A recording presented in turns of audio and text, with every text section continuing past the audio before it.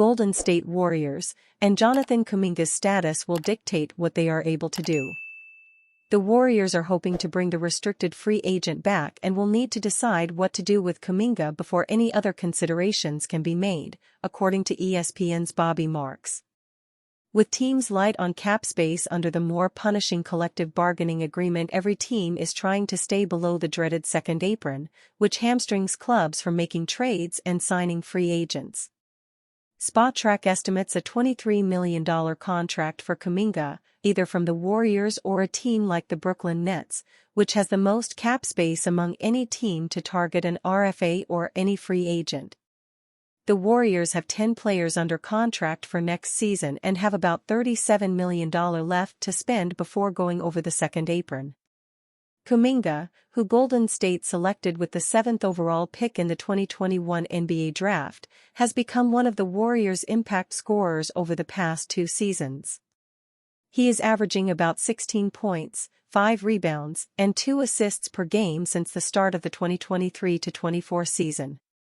Why is Jonathan Kuminga controlling the Warriors' offseason? Outside of unrestricted free agent Kevin Looney, Kuminga is the lone notable rotation player without a contract with the Warriors for next season. Plus, since he just finished his rookie deal, he is eligible for a huge raise or potentially to sign an offer sheet that Golden State could match. It all depends on Kuminga, Mark said on the Willard and Dibbs show recently. He really controls free agency in Golden State, because if they sign him to a contract and bring him back, that's really it. That's all they can do this offseason. Marks was asked about the potential for a Kuminga-related sign-and trade, since Golden State can sign him to the most money but also acquire assets and cap space if it chooses it doesn't want to sign him long-term. It could require them taking back salary, and you're not going to take back salary for players you don't want, Marks said. I think the sign-and trade is interesting, because there's no restrictions from the Warriors' standpoint.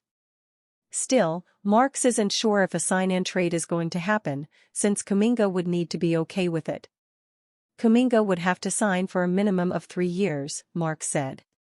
He's got to make sure it's the right number for him or the team that's acquiring him. Will Jonathan Kuminga sign an offer sheet with a different team? Of the 3 most likely scenarios, Kuminga signing with the Nets, who are rumored to be interested, is the least likely for Marks. It's hard for me to see Brooklyn putting a big number down on him, Marks said. The one thing you don't want to do is get stuck with a contract if that's not a player you want. According to Spotrac, the Nets are about $140 million under the second apron, which means they are open for business this offseason. But Marks would know a thing or two about their thinking, since he spent more than 20 years in their front office before joining ESPN in 2017. Brooklyn would be hesitant to sign him to an offer sheet because money gets tied up, Marks said. It's the kind of rumor that gets NBA Twitter spinning, Giannis Antetokounmpo joining the Golden State Warriors to chase more rings alongside Stephen Curry. But if you ask Bobby Marks, it's going to cost more than fans think.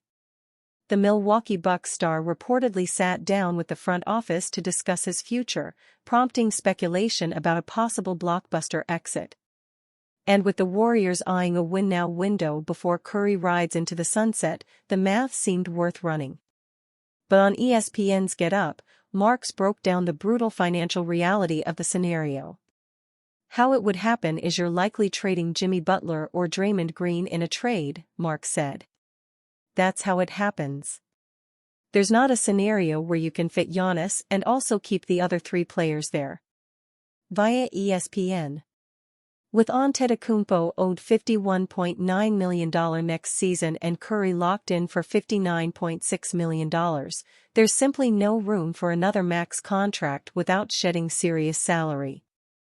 Brandon Podziemski wasn't directly commenting on a potential Giannis to Warriors move, but the Warriors guard, who grew up in Wisconsin, knows firsthand what Giannis means to that state.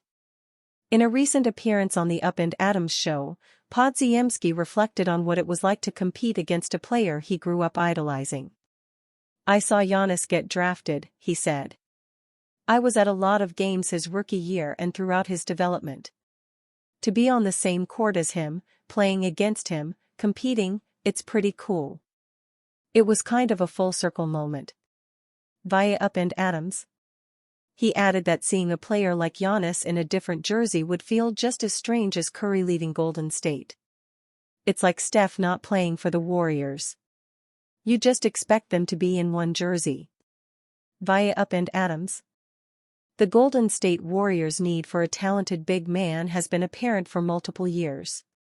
These days, Steve Kerr can't rely on his aging team to use its skill and speed to compensate for playing small. As such, the Warriors may look to add a legitimate rim protector to the rotation this summer. Golden State's easiest way to upgrade its big man rotation will be via trade. Multiple teams will likely be in the market for roster changes this summer. The following trade proposal would solve the Warriors' need for a center while also adding a reliable forward to the rotation. The deal would look like this. Warriors get Jarrett Allen and Dean Wade. Cleveland Cavaliers get Andrew Wiggins, Kyle Anderson, Buddy Hield, Brandon Podziemski, a 2025 first-round draft pick via the Miami Heat, a 2026 first-round draft pick via the Warriors, a 2028 first-round pick from the Heat, and a potentially highly valuable 2030 draft pick, top 5 protected, from the Warriors. Miami Heat get Darius Garland and Moses Moody. Allen would give Golden State a whole new dimension on offense. His vertical spacing when rolling to the rim would drag defenders away from the perimeter, thus easing the pressure on Stephen Curry and Jimmy Butler. If defenders chose to stay home, then the threat of a lob pass would be prevalent. Furthermore, Allen would anchor a defense that has been in dire need of legitimate rim protection in recent years.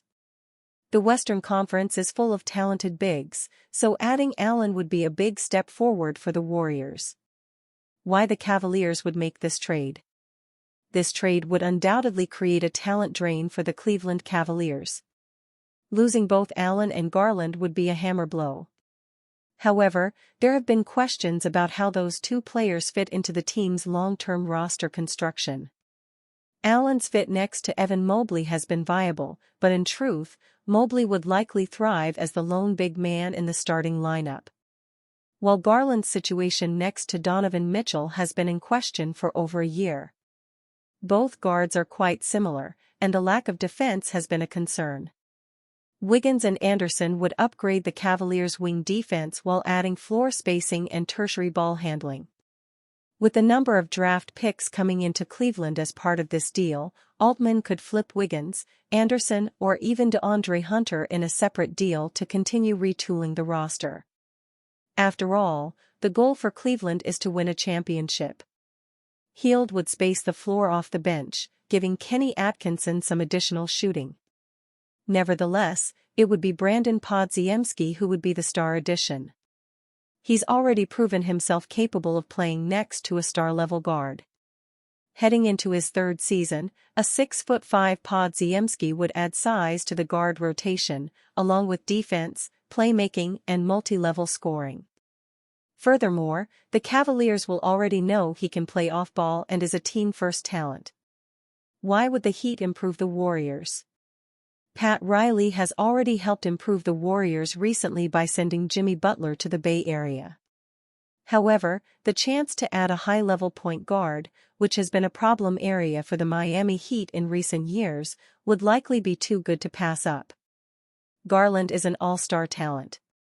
He ended the 2024-25 regular season averaging 20.6 points, 6.7 assists and 2.9 rebounds, shooting 40.1% from deep and 53% from two-point range. Moving to Miami would ensure he is the lead guard moving forward, which could see his production take another leap forward. Moses Moody would also give the Heat an additional scorer to lean on. He's never really been given a fair shot in Golden State. Eric Spoelstra could get the best out of the former lottery pick. So, while Miami would be giving up some wing depth and draft picks, they would be filling a position of need and future-proofing their guard rotation.